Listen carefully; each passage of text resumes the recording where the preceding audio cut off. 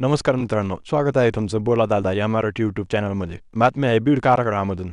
संतोष देशमुख हत्या प्रकरणात बीड जेलमध्ये असणारे वाल्मिकांना कराड आणि सुदर्शन गुले हे सोमवार दिनांक 31 मार्च 2025 रोजी सकाळी नाश्ता पाणी करण्यास बाराकीतून बाहेर आले असता त्यांची महादेव गीते यांच्या टोळीबरोबर काही शाब्दिक चकमक झाली.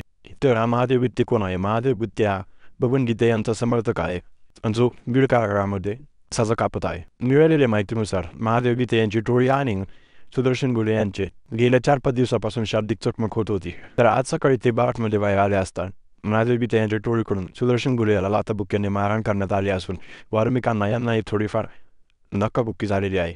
महादेव गीते हे बबन गीते यांचे सहकारी असल्याकारणाने कारला झाला असावा हा प्राथमिक अंदाज मिळतो. पळतील सरपंच आंधळे यांच्या खून प्रकरणामध्ये बबन गीते अद्यापही फरार आहे. याच्यामध्ये बबन गीते यांची एक फेसबुक पोस्ट व्हायरल होत आहे. ज्याच्यामध्ये ते मानतात की जेल में मारना और मारना सब जायज आहे.